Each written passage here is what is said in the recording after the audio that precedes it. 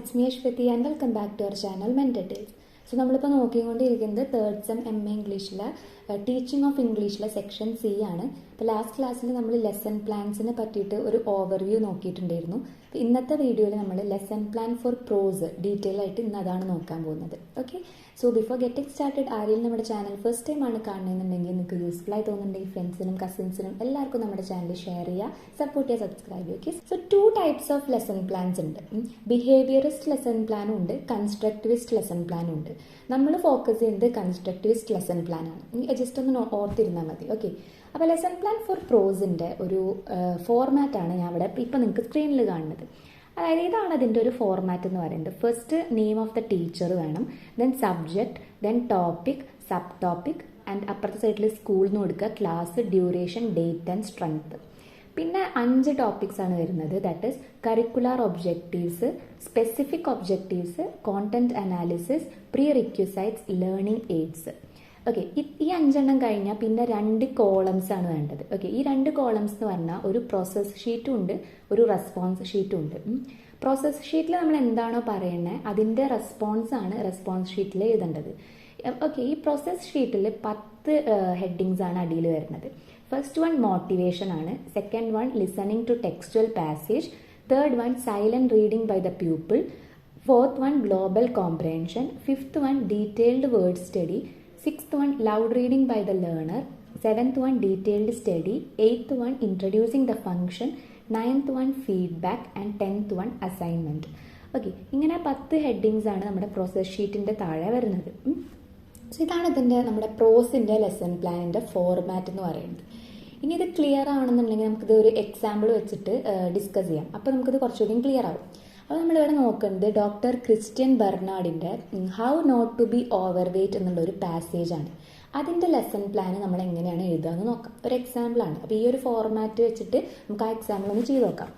അപ്പോൾ name of the ടീച്ചറിൻ്റെ അവിടെ ടീച്ചറുടെ പേര് എഴുതുക, സബ്ജക്റ്റിൻ്റെ അവിടെ നമ്മൾ എന്താ എഴുതുക, ഇംഗ്ലീഷിന് എഴുതും. ടോപ്പിക് എന്താണ്, how not to be overweight. Then subtopic എന്താണ്, നമുക്ക് പറയാം overweight in human beings, അല്ലെങ്കിൽ അങ്ങനെ എന്തെങ്കിലും കൊടുക്കുക സബ് ടോപ്പിക്. പിന്നെ സ്കൂളിൻ്റെ അവിടെ സ്കൂളിൻ്റെ നെയിം എഴുതുക, ക്ലാസ് ഇവിടെ 8 എന്നാണ് കൊടുത്തിട്ടുള്ളത്, ഡ്യൂറേഷൻ 45 മിനിറ്റ്സ്, ഡേറ്റ് അന്നത്തെ ഡേറ്റ് എഴുതുക, സ്ട്രെങ്ത് ക്ലാസ്സിൽ എത്ര കുട്ടികളുണ്ടെന്ന് വെച്ചാൽ ഏകദേശം എഴുതുക, ഇവിടെ 50 എന്നാണ് കൊടുത്തിട്ടുള്ളത്. അതാണ് ഫസ്റ്റ്. ഇനി നെക്സ്റ്റ് കരിക്കുലർ ഒബ്ജക്റ്റീവ്സ്. നമ്മുടെ ഒന്നാമത്തെ ഹെഡിങ് കരിക്കുലർ ഒബ്ജക്റ്റീവ്സ് ആണ്. കരിക്കുലർ ഒബ്ജക്റ്റീവ്സിൽ എന്തൊക്കെ എഴുതേണ്ടതെന്ന് വെച്ചാൽ ഈ ഒരു പാസേജിലൂടെ എന്തൊക്കെയാണ് നമ്മുടെ ഒബ്ജക്റ്റീവ്സ്, നമ്മുടെ എയിംസ് എന്തൊക്കെയാണെന്നാണ്. അപ്പോൾ നമ്മളിങ്ങനെ എഴുതുക, ടു എനേബിൾ ദ ലേണർ. എന്തൊക്കെയാണ് എനേബിൾ ചെയ്യേണ്ടത്, ഇത്രയൊന്നും എഴുതേണ്ട, നമ്മളൊരു 3 or 4 എഴുതിയാൽ മതി. ഒന്നാമതായിട്ട് ആ ഒരു പാസേജ് വായിക്കുമ്പോൾ അതിൽ അൺഫെമിലിയർ ആയിട്ടുള്ള വേർഡ്സിൻ്റെ മീനിങ്സ് ഗെസ് ചെയ്യാൻ അവരെ എനേബിൾ ചെയ്യണം. പിന്നെ വേർഡ്സ്, ഫ്രേസസ്, സെൻറ്റൻസ് ഒക്കെ പ്രൊനൗൺസ് കറക്റ്റ് സ്ട്രെസ്സൊക്കെ കൊടുത്തിട്ട് പ്രൊനൗൺസ് ചെയ്യാൻ അവരെ എനേബിൾ ചെയ്യണം. സൈലൻ്റ്ലി റീഡ് ചെയ്തിട്ട് അൺഫെമിലിയർ വേർഡ്സിൻ്റെ മീനിങ് ഗെസ് അടിക്കാൻ എനേബിൾ ചെയ്യണം. പിന്നെ സൈലന്റ് റീഡിങ് കഴിഞ്ഞാൽ to read aloud with proper pronunciation, stress and pause. ഈ 4 പോയിന്റ്സ് നമ്മൾ നോക്കി വെച്ചാൽ മതി. അപ്പോൾ കരിക്കുലർ ഒബ്ജക്റ്റീവ്സിൽ നമ്മൾ ജനറൽ ആയിട്ടുള്ള ഒബ്ജക്റ്റീവ്സ് ആണ് എഴുതേണ്ടത്. ടു എനേബിൾ ദ ലേണർ എന്തൊക്കെയാണ്, to guess the meanings of unfamiliar words, പിന്നെ to pronounce words, phrases and sentences with proper stress, pause and intonation, to read silently and to guess the meaning of unfamiliar words, to read aloud with proper pronunciation, stress and pause. അങ്ങനത്തെയാണ് നമ്മൾ curricular ഒബ്ജക്റ്റീവ്സിൽ എഴുതേണ്ടത്. Second one എന്താണ്, specific objectives ആണ്. Specific എന്ന് പറഞ്ഞാൽ എന്താണ്, particular ആയിട്ട് ആ ഒരു ടോപ്പിക്കിന് മാത്രമായിട്ട് വരുന്ന ഒബ്ജക്റ്റീവ്സ് ആണ്. ഓക്കെ, അപ്പോൾ അതെന്താണ്, to enable the learner to use the vocabulary items like obesity, overfed etcetera. കാരണം ഇവിടെ നമ്മൾ എക്സാമ്പിൾ എടുത്തിരുന്ന topic how not to be overweight ആണ്. അപ്പോൾ ഓവർ വെയ്റ്റ് റിലേറ്റഡ് ആയിട്ടുള്ള വൊക്കാബുലറീസ് ആണ് ഈ ഒബിസിറ്റി, അതുമാതിരി ഓവർ ഫെഡ് എന്നൊക്കെ പറയുന്നത്. അപ്പം അങ്ങനെയുള്ള സ്പെസിഫിക് വൊക്കാബുലറി യൂസ് ചെയ്യലാണ് ഒന്നാമത്തത്. പിന്നെ നമുക്ക് പറയാം to read and respond to an article on ഹെൽത്തിനെ പറ്റിയിട്ടുള്ളൊരു ആർട്ടിക്കിൾ വായിക്കുക, to locate major points in the passage. അതൊക്കെയാണ് നമ്മൾ സ്പെസിഫിക് ഒബ്ജക്റ്റീവ്സിൽ എഴുതേണ്ടത്. സോ കരിക്കുലർ ഒബ്ജക്റ്റീവ്സിൽ ജനറൽ ആയിട്ടുള്ള ഒബ്ജക്റ്റീവ്സും സ്പെസിഫിക്കിൽ നമ്മൾ ആ ഒരു തന്നിട്ടുള്ള പാസേജ് എന്താണോ അതിന് റിലേറ്റഡ് ആയിട്ടുള്ള ഒബ്ജക്റ്റീവ്സും എഴുതണം. പിന്നെ വരുന്നത് കോണ്ടന്റ് അനാലിസിസ് ആണ്. കോണ്ടന്റ് അനാലിസിസിൽ എന്താണെന്ന് വെച്ചാൽ ഏത് പാസേജാണ് നമ്മളിവിടെ ഡിസ്കസ് ചെയ്തത്. നമ്മൾ ഓൾറെഡി പറഞ്ഞു ഡോക്ടർ ക്രിസ്ത്യൻ ബെർണാഡിൻ്റെ ഒരു പാസേജ് ആണെന്ന്. അപ്പോൾ ആ ഒരു ഡിസ്ക്രിപ്ഷൻ എഴുതണതിനാണ് നമ്മൾ കോണ്ടന്റ് അനാലിസിസ് എന്ന് പറയുക. അപ്പോൾ എന്താ എഴുതേണ്ടത്, doctor Christian Barnard who performed the first successful heart transplant operation in the world. talks about the reasons and problems of overweight in this passage, how not to be overweight. He mentions an interesting experiment on mice carried out by Mackay of Cornell University. Just ഈ ഒരു പാസേജിന് ആരാണ് എഴുതിയത്, ആ ഒരു context എന്താണ് അത് എഴുതുന്നതാണ് content analysis എന്ന് പറഞ്ഞാൽ. നെക്സ്റ്റ് എന്താണ് ഇവിടെ നമ്മൾ കൊടുത്തിട്ടുള്ളത്, പ്രീ റിക്യൂസൈറ്റ്സ് ആണ്. പ്രീ റിക്യൂസൈറ്റ്സിൽ എന്തൊക്കെയാണെന്ന് വെച്ചാൽ നമ്മൾ ഈ ഒരു പാസേജ് പഠിപ്പിക്കുന്നതിന് മുന്നേ സ്റ്റുഡൻസിൽ എന്തൊക്കെ കഴിവുണ്ടായിരിക്കണം അല്ലെങ്കിൽ എന്തൊക്കെയാണ് അവരിൽ ഉണ്ടായിരിക്കേണ്ട ക്വാളിറ്റീസ് എന്നാണ് പ്രീ റിക്യൂസൈറ്റ്സ് എന്ന് പറഞ്ഞാൽ. അപ്പോൾ നമ്മളിപ്പോൾ ഒരു ഓവർ വെയ്റ്റിൻ്റെ ഒരു പാസേജാണ് പഠിപ്പിക്കുന്നത്. അപ്പോൾ അവിടെ വരുന്ന പ്രീ റിക്യൂസൈറ്റ് എന്ന് പറഞ്ഞാൽ ഒന്ന്, ലേണർ അബ്നോർമലി ഫാറ്റ് ആയിട്ടുള്ള ആളുകളെ കണ്ടിട്ടുള്ള എക്സ്പീരിയൻസ് ഉണ്ടായിരിക്കണം.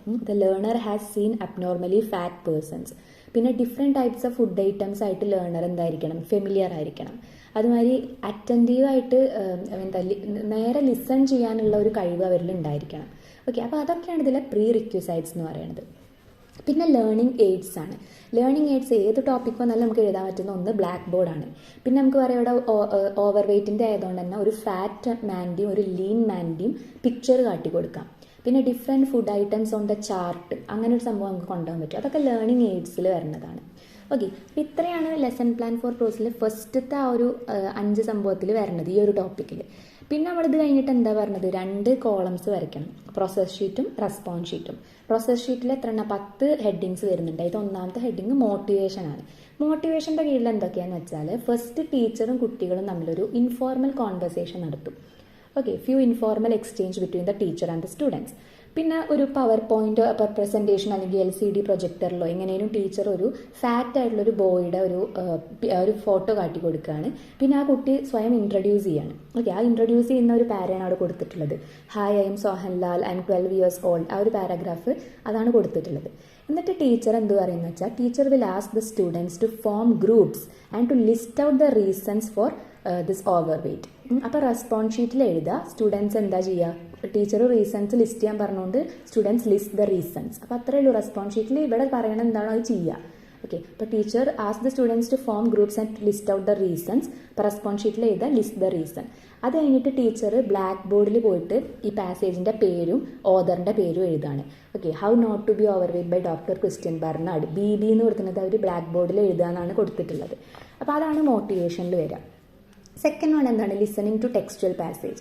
അതായത് teacher will read the passage. Okay, അപ്പോൾ സ്റ്റുഡൻസ് അത് ലിസൺ ചെയ്യാണ് വേണ്ടത്. അപ്പോൾ ടീച്ചർ 2 വട്ടം വായിക്കും. ഫസ്റ്റ് ടീച്ചർ വായിക്കുമ്പോൾ റെസ്പോൺസ് ഷീറ്റിൽ കൊടുക്കേണ്ടത് students listen carefully with their books closed എന്നാണ്.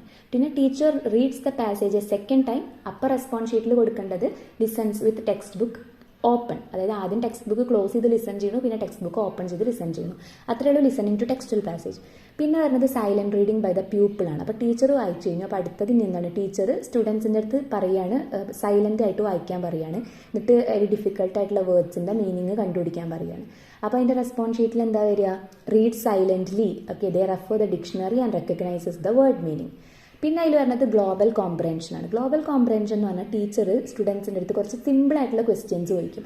Like what is the title of the passage, അല്ലെങ്കിൽ who is the author of the passage, അങ്ങനെ സിമ്പിൾ ക്വസ്റ്റ്യൻസ് ചോദിക്കും. അപ്പോൾ സ്റ്റുഡൻസ് എന്ത് ചെയ്യും, റെസ്പോൺസ് കറക്റ്റ്ലി. ഓക്കെ, അപ്പോൾ അടുത്തത് പറയേണ്ടത് ഏതാണ്, ഡീറ്റെയിൽഡ് വേർഡ് സ്റ്റഡിയാണ്. അപ്പോൾ ഇതിപ്പോൾ ഓവർ വെയ്റ്റിനെ പറ്റിയിട്ടുള്ള ഒരു പാസേജ് ആണ്. അപ്പോൾ ഇതിൽ നമുക്ക് അറിയാത്ത ഒരുപാട്, അതായത് കുട്ടികൾക്ക് അറിയാത്ത വൊക്കാബുലറി ഉണ്ടായിരിക്കും. ഇപ്പോൾ ഒബിസിറ്റി അല്ലെങ്കിൽ അണ്ടർ ഫെഡ്, ഓവർ ഫെഡ്, ഈ വാക്കുകളൊക്കെ ആദ്യമായിട്ട് കേൾക്കുകയായിരിക്കും സ്റ്റുഡൻസ്. അപ്പോൾ ടീച്ചർ ഈ വാക്കുകളിനെ ഡീറ്റെയിൽ ആയിട്ട് പറഞ്ഞു കൊടുക്കും. ഓക്കെ, ഒബിസിറ്റി എന്ന് പറഞ്ഞിട്ട് അതിൻ്റെ മീനിങ് പറഞ്ഞു കൊടുക്കും, അത് ഏത് കോണ്ടെക്സ്റ്റിലാണ് യൂസ് ചെയ്യാന്നൊക്കെ പറഞ്ഞു കൊടുക്കും. സോ അതിൻ്റെ റെസ്പോൺസ് ഷീറ്റിൽ എന്താണ് എഴുതേണ്ടത്, students grasp the meaning and they use the word in a different context. അതാണ് ഡീറ്റെയിൽഡ് വേർഡ് സ്റ്റഡി. പിന്നെ loud reading by the learner ആണ്. Loud reading by the learner already silent reading കഴിഞ്ഞു. അപ്പോൾ teacher will ask the students to read it aloud. Okay, അപ്പോൾ proper pronunciation stress ഒക്കെ കൊടുത്തിട്ട് വായിക്കാൻ പറയും, ഒച്ചയിൽ വായിക്കാൻ പറയും. അപ്പോൾ റെസ്പോൺസ് ഷീറ്റിൽ എന്ത് ചെയ്യുക, students read the passage loudly എന്ന് കൊടുക്കുക. പിന്നെ ഡീറ്റെയിൽഡ് സ്റ്റഡി, അതായത് ടീച്ചർ കോംപ്രഹെൻസീവ് ആയിട്ടുള്ള ക്വസ്റ്റ്യൻസ് ചോദിക്കും. അതായത് എന്താ ഈ ഒരു പാസേജ് മനസ്സിലായോ, കുട്ടികൾക്ക് മനസ്സിലായോ എന്ന് അറിയാൻ വേണ്ടിയിട്ടുള്ള ടൈപ്പ് ക്വസ്റ്റ്യൻസ് ചോദിക്കും. അപ്പോൾ റെസ്പോൺസ് ഷീറ്റിൽ students gives the appropriate answers എന്ന് കൊടുക്കുക. പിന്നെ ഉള്ളത് ഇൻട്രൊഡ്യൂസിങ് ദ ഫംഗ്ഷൻ. അതെന്താണെന്ന് വെച്ചാൽ ഇപ്പോൾ ഈ ഒരു എക്സാമ്പിളിൽ അബ്സല്യൂട്ട് കൺസ്ട്രക്ഷൻ എന്നുള്ളൊരു കാര്യമാണ് ടീച്ചർ പഠിപ്പിച്ചു കൊടുക്കുന്നത്. അതായത് ബീയിങ് എന്നുള്ള വാക്കിൻ്റെ യൂസേജാണ് പഠിപ്പിച്ചു കൊടുക്കുന്നത്. ഫോർ എക്സാമ്പിൾ, ഇപ്പോൾ ടീച്ചർ അവിടെ പറയുന്നത് this is my grand mother, she is very old. ആ സെൻറ്റൻസിൽ നമുക്ക് ബീയിങ് വെച്ചിട്ട് എങ്ങനെ പറയാൻ പറ്റും, ബീയിങ് ഓൾഡ് ഈസ് നാച്ചുറൽ എന്ന് പറയാൻ പറ്റും. ഓക്കെ, അപ്പോൾ അതേമാതിരി ബീങ് വെച്ചിട്ടുള്ള 2 കോണ്ടെക്സ്റ്റ് പറഞ്ഞു കൊടുക്കുക. അപ്പോൾ അതിൻ്റെ റെസ്പോൺസ് ഷീറ്റിൽ സ്റ്റുഡൻസ് ലിസൺസ് കെയർഫുള്ളി എന്ന് കൊടുക്കുക. എന്നിട്ട് ഈ ബീങ് എന്നുള്ള കൺസ്ട്രക്ഷൻ്റെ യൂസേജ് അവരും ഒന്ന് യൂസ് ചെയ്ത് നോക്കും, അങ്ങനെ എഴുതി കൊടുക്കുക. ഓക്കെ, അടുത്തത് ഫീഡ്ബാക്ക് ആണ്. അതായത് ടീച്ചർ പിന്നെ ജനറലി ഇങ്ങനെ കുറച്ച് കാര്യങ്ങൾ, എന്താണ് ഓവർ വെയ്റ്റിന് കാരണം, അല്ലെങ്കിൽ ആ ഒരു എക്സ്പെരിമെൻറ്റ് നടത്തിയില്ല അതിൻ്റെ റിസൾട്ട് എന്തായിരുന്നു, അങ്ങനെ ജനറലി കുറച്ച് ഫീഡ്ബാക്ക് കൊടുക്കുകയാണ്. അപ്പോൾ സ്റ്റുഡൻസ് എന്ത് ചെയ്യാണ്, students will respond correctly to that. Okay, last one is assignment. അതായത് ഇതിൻ്റെ പ്രാക്ടീസ് ബുക്കിലുള്ള ടാസ്കുകൾ കുട്ടികളോട് ചെയ്യാൻ പറയുകയാണ്. ഓക്കെ, അപ്പോൾ അതാണ് ഇതിൽ കൊടുക്കുന്ന അസൈൻമെൻറ്റ്. അപ്പോൾ ഇതിലിപ്പോൾ എന്താണെന്ന് വെച്ചാൽ ഈ ഒരു ഫോർമാറ്റ് മാത്രമേ നമുക്ക് ബൈ ഹാർട്ട് പഠിക്കേണ്ടതുള്ളൂ.